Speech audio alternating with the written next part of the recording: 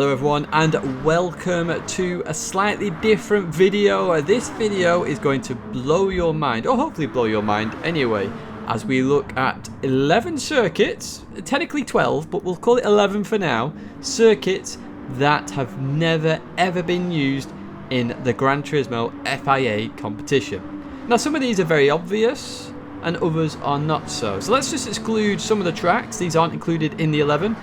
Dirt tracks, I've excluded them straight off the bat. Of course, rallying very complicated. The custom race itself only allows 2 players, which I assume is the reason why they haven't enabled it in the FIA, plus DR resets obviously. So I've excluded all dirt tracks. I've also excluded one track, which was the Nürburgring tourist layout, because obviously you can't race that. It's a time trial circuit only. So they are gone, and we are left with 11 circuits. I say, I'll quote, there's actually 12, but there's a forward and reverse combined there. So we're calling it 11 circuits that we have never raced in the FIA competition. And I'm talking from test season 1 in 2017 till the end of this season so far. These circuits have never ever been used in the FIA. Now, before we start this video, in the comments, write down, or if we're premiering this right now in the chat, you've got a quick 10-15 seconds, and I will time this, to write down the tracks that you believe we have never used and see if you can match these up. Okay, so I'll let you do that right now. So you got 10 seconds. I'll call it 15 actually. So now you have 10 seconds left. So can you think which courses we have not used? Which circuits have we never ever used? One. Right, off we go. First of all, we head to France, to one that is going to blow your mind straight away. We head to the Circuit de Lazarus. And we head to the no chicane layout. Yes, that's right, folks. We have never ever used this layout in the FIA races. We've used it in daily races before now, but never in the FIA races. Kind of boggles my mind straight off the bat, because I was like, surely we have. Surely I can think of one, but I can't think of one in the FIAs. Now, obviously, the end of the Mulsanne, quite dangerous. Even the AI can't do it correctly. I saw a car spin there when I did this race as well. So, very interesting. Oh, a caveat to this, by the way. I've taken all this information from the notice boards on Gran Turismo's website. Plus, test season 1, I had to go into YouTube videos and find out what we raced at the time for test season 1. Test season 2 onwards was announced on the website. So just a sidetrack there, briefly, as you watch some Group 1 action at the South No Chicane, which we've never used. Kind of boggles your mind straight off the bat, right? Well, if that boggles your mind, we're about to stay in France, and we're going to head to Saint-Croix now.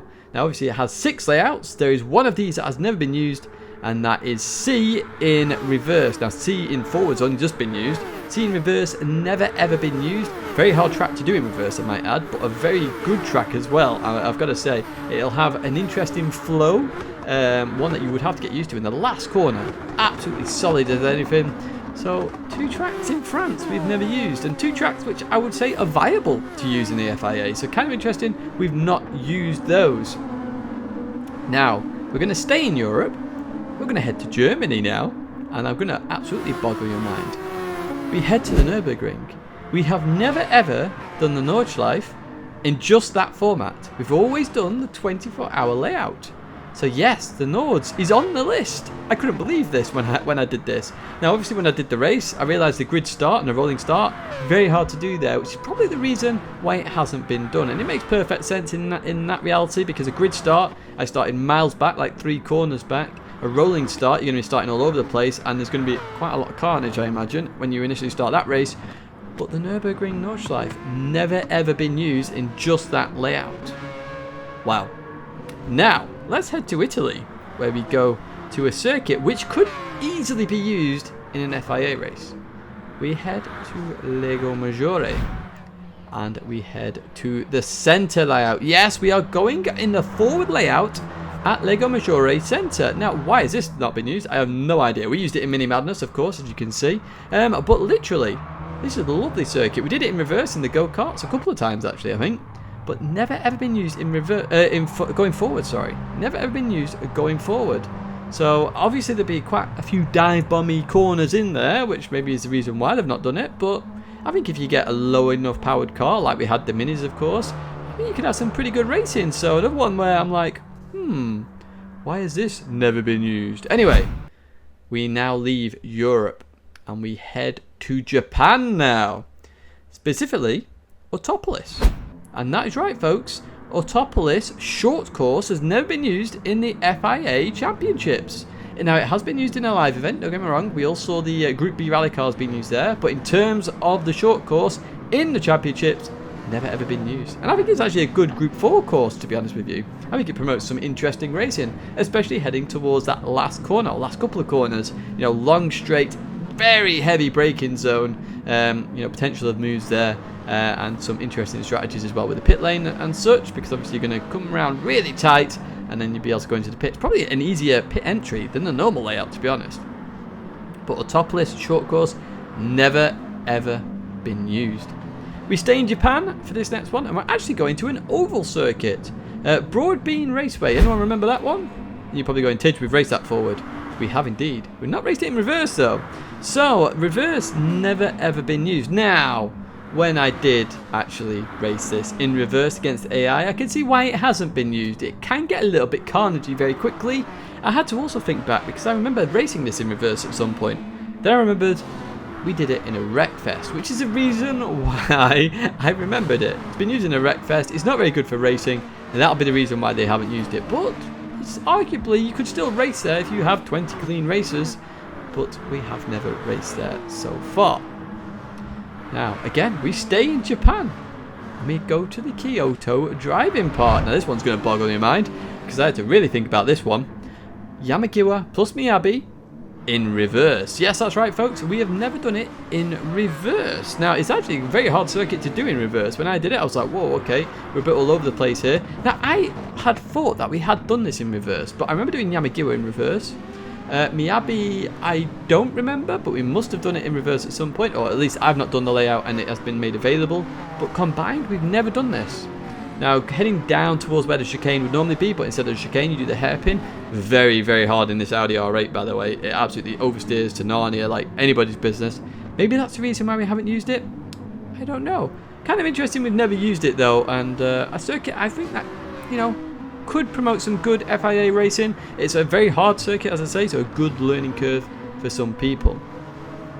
That's it now for Japan. We fly off to the USA now for the remainder of the circuit. So there's quite a few in the United States. We're heading, first of all, to the west coast of the United States. We're heading to Blue Moon Bay Speedway and Infield B in reverse. That's right, we've never done Infield B in reverse. I mean, personally, I've never done Infield B forward. However, it has been used before. Forward, reverse, never, ever, ever. Now, I did this in Group 2, as you can see, and it was actually really fun. I actually thought it actually has the potential for like a good, quick race there. You know, quick braking zones, chuck it in, slipstream involved, some potential strategies in a longer race. Kind of a cool track. I actually liked it. It really did look cool racing it, and it felt very city-like as well, you know, in the in section when you're crossing the lake, basically. So Blue Moon Bay Speedway, Infield B in reverse, a track we've never used. Now, as we go from one technically oval circuit, we go to another. And you've probably guessed this one, the track that's been used in all the advertisement when GT first launched, Northern Isle Speedway. We've never ever used it, and I think it's pretty obvious why we've never used it. It's a 10-second lap, basically. You're going to be lapping people, there'll be pure carnage everywhere. But we have never ever used Northern Isle Speedway in an FIA event. We've used it in daily races. I remember doing a daily race in it, in fact. The very first daily race was Northern Isle Speedway, but we've never ever done it in the FIA. Now, finally, you've probably guessed these last few. First of all, we are going to Willow Springs, obviously. You probably guessed this already. This is probably the most guessed answer. We're going to Horse Thief Mile, and this is where I say the 11/12 count, because Horse Thief Mile, forward or reverse, we have never ever done, and there's a very obvious reason why we've never done it. The grid start. You have to start in the pit lane, and when we do online lobbies, half the grid starts on the circuit and half the grid starts in the pit lane. It's a bit all over the place, it's very carnagey, it doesn't suit 20 cars, very obvious reason why we don't use this circuit. Plus, to overtake, I think everybody would get a DR reset, never mind one person, everybody. Now, we stay at Willow Springs for this final circuit. Streets of Willow Springs. but in reverse. Now this is a very hard circuit. This would have a lot of carnage in there as well. Very hard track, very tight track. It requires a low speed car, that's why I'm using N200 and not Group X. But yeah, Streets of Willow Springs in reverse, we have never done either. So Willow Springs has quite a few circuit layouts that we have never used, but for obvious reasons. I think Streets of Willow Springs in reverse is usable, but there are some big circuits there that are usable and not being used, like Lazarus, we know Chicane. You could have any race there, to be honest with you. You don't have to be Group 1. You could promote any kind of race in there for Nations Cup, for example, not been used. St. Croix C in reverse. Why has that not been used?